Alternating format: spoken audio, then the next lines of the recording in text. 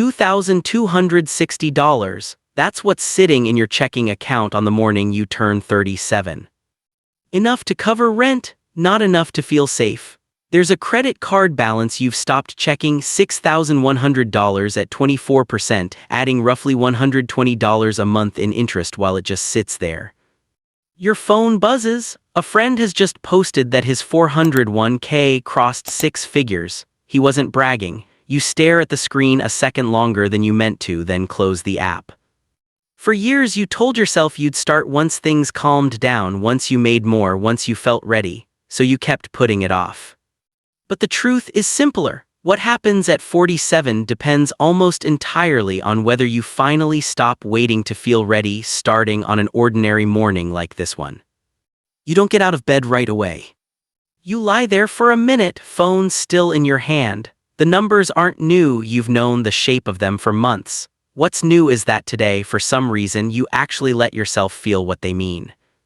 You think about your uncle years ago at some family dinner telling you compound interest works best when you start young. Miss the window, he said, and you're playing catch-up for the rest of your life. You didn't fully believe him, but some part of you used it as permission to wait. Once the debt's gone, once you get the raise, once things feel stable. 11 years of once. You sit up, you don't make coffee first, you don't scroll past it like usual, you open the banking app and do something you haven't done in over a year. You actually read the credit card statement, not just the balance. The interest charged last month, $118. $118 disappeared into interest while the balance just kept hanging over you. No new furniture, no trip, nothing to show for it, just gone. That's when something shifts. Not motivation. Motivation never lasted more than a few days for you before. This is quieter, closer to just being done pretending you didn't see it. You don't have a plan yet. You couldn't explain a Roth IRA if someone asked. None of that matters right now. What matters is you open a new tab and type 4 words into the search bar. How to start over.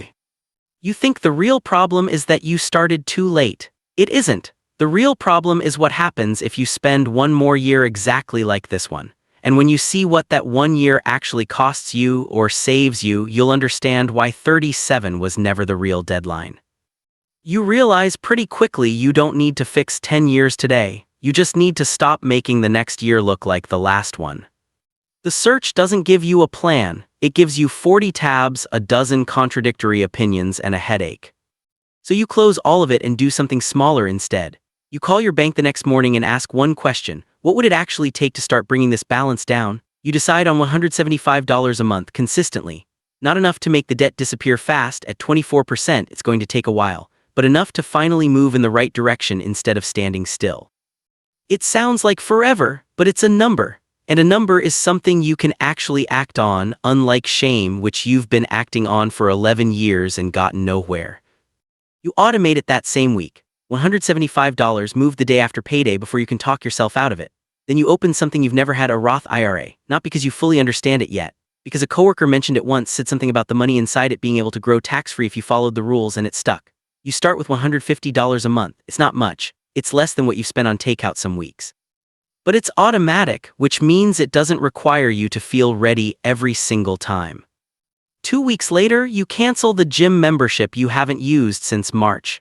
$42 back. You don't reinvest it anywhere clever. You just let it sit in a savings account you finally open, the first real emergency cushion you've ever had in your adult life.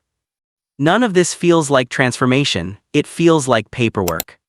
That's the part nobody tells you about starting late. It doesn't arrive as a moment. It arrives as a Tuesday where you set up an automatic transfer, and a Thursday where you cancel a subscription, and a random Sunday where you finally read the fee disclosure on your old 401k from a job you left 4 years ago, and find out the investments and account fees are costing you about 1.2% a year, quietly, even though you're barely doing anything with the account. You roll it into an IRA. It takes 40 minutes and one uncomfortable phone call. By the end of your first month at 37, nothing about your life looks different from the outside. Same apartment, same car, same job, but $150 left your account and went somewhere it will still be in 10 years. $175 finally started pushing the balance down. And for the first time in longer than you can remember, you check your bank account without that specific kind of dread. It's not relief exactly, it's something quieter, something closer to control. 6 months in, after a small raise lets you bump the payment up a little, the debt is down to $5,700. Not gone, just smaller, small enough that you've stopped flinching when the statement shows up. Then, on a random Saturday, your work boots finally give out. The sole's peeling off one side and you're standing in the aisle at the hardware store looking at two pairs. One is $58, the other is $145. Old you buys the $58 pair without thinking twice. That's just what you do. You find the cheaper number and you move on because $87 saved today has always felt more real than anything that might happen next year. But you stand there a second longer than you expect to.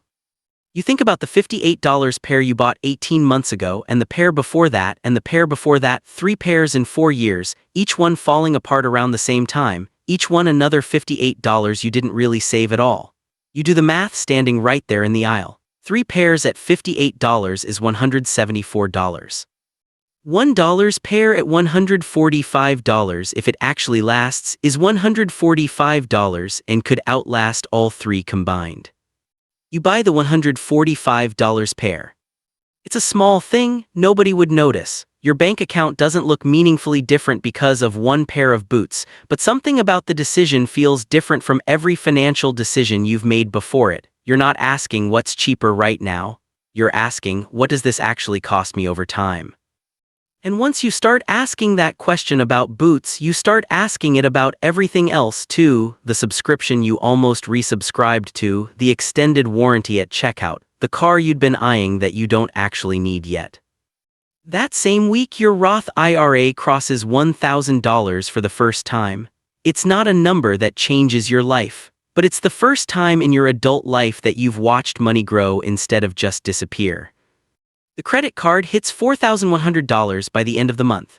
The emergency fund built from that old $42 gym payment plus whatever's left over in a good month sits at $890.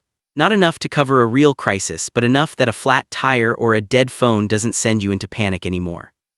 None of this is dramatic. There's no single moment where your life visibly changes. It's boots and a number on a screen and a slightly smaller balance every few weeks.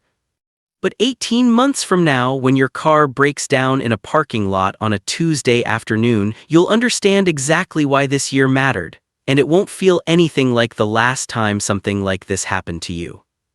The car breaks down on a Tuesday afternoon, exactly like you knew it eventually would. You just didn't know it would be a Tuesday, or that you'd be sitting in a grocery store parking lot when it happened. The mechanic calls an hour later. Transmission, $1,400. Old you already knows what this moment used to feel like. The stomach drop, the mental math of which bill doesn't get paid this month, the credit card coming back out because that's what the credit card was always for, the moments life didn't ask permission. You open the banking app instead. Emergency fund, $2,100. Over the past 18 months you'd kept feeding it the old gym money, small leftover amounts most months, and a slice of every raise that came through. It grew slower than the debt paydown, slower than the Roth, sitting quietly in the background while you paid attention to everything else. You almost forgot it was there. You pay the mechanic in full, balance left in the account, $700, still something. That's the whole story. No drama, no 2 a.m. panic. Just a number that existed specifically for a moment like this one, doing exactly what it was built to do. You call your sister that night, mostly just to talk. She mentions her own car trouble from last year, how she'd put it on a card at 22%, how it took her almost a year to pay off a $1,200 repair because of the interest stacked on top.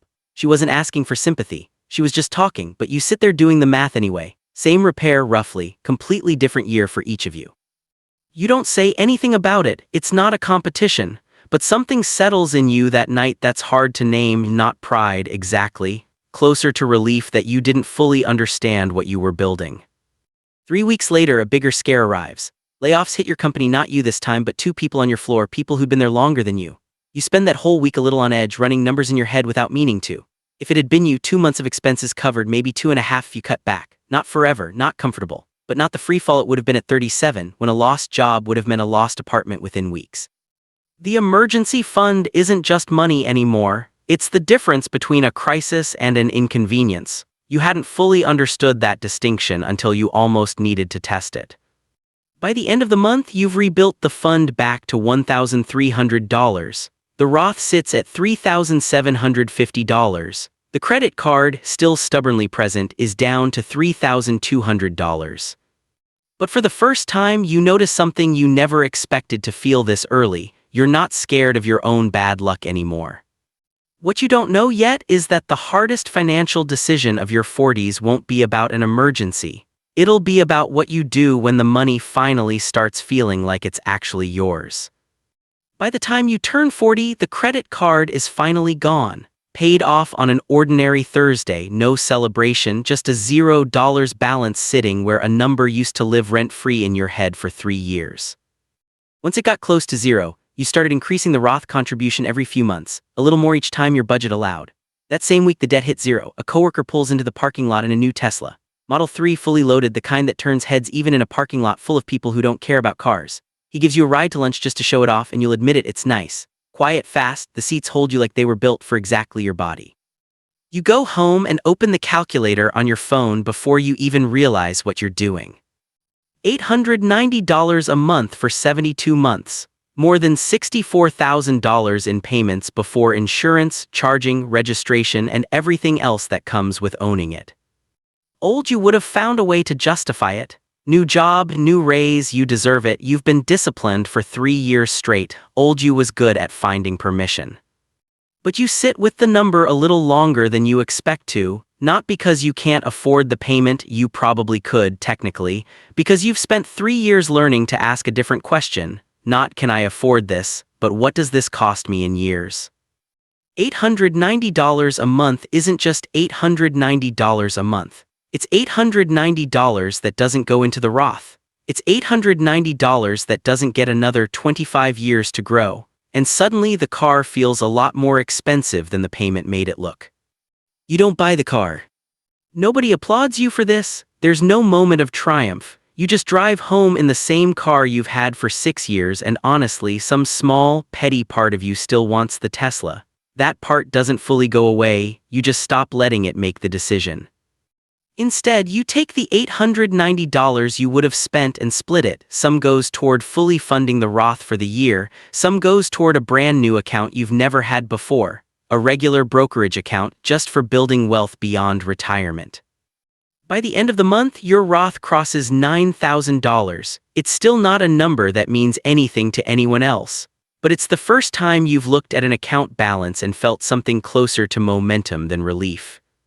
You think about the version of you at 37 staring at a $2,260 checking account and a debt that felt permanent. He wouldn't recognize this decision. He would have bought the car. That's the actual difference 3 years makes, not the number, the person doing the math. Let's jump forward. You're 47 now, 10 years since that Tuesday morning with $2,260 in your checking account and a statement you were too scared to open. The credit card debt has been gone for 7 years. You don't even remember the exact day it hit zero. That's how far behind you are now. Because $150 a month became $400, then eventually maxing out the Roth. While the IRA and the brokerage account kept growing quietly alongside it combined, everything sits at just over $214,000, not because of any one brilliant decision. Because of small monthly choices compounding while you lived an otherwise unremarkable life. 2 years ago, your daughter was born, and when you think about the version of you at 37, the thing that actually keeps you up some nights isn't the debt anymore. It's this: you want her to have the 12 years you didn't. You've already opened an account for her. It's small right now. It won't stay that way. Last winter, your father's truck needed a transmission he couldn't afford. You remember exactly what that call felt like at 37, the stomach drop, the shame, the math you couldn't make work. This time when he called, there was a pause, not because you were calculating whether you could help. You just said, "I've got it." That's not a number on a spreadsheet. That's what 10 years of small financial decisions and boots you didn't need to buy twice actually bought you. Not a Lamborghini, not a mansion, capacity. Some Sunday soon, you'll sit exactly where you sat at 37, same kind of couch, same kind of quiet morning, and open the banking app out of habit more than anxiety. And whatever the number says, it won't be the thing you notice first. What you'll notice is that you can look at it at all. No dread, no flinch. Just a number that finally tells the truth about the last decade instead of the fear that used to live there. You were never too late at 37. You were exactly on time for the only decade you actually had control over. If you're sitting where that version of you was sitting, whatever age you are right now, the same principle still applies. You just need to stop waiting to feel ready. This isn't financial advice, just one version of how the next 10 years could go. Talk to a professional before making any big decisions with your own money. If you're somewhere in that story right now, subscribe. The next one might show you what your future looks like if you finally stop waiting.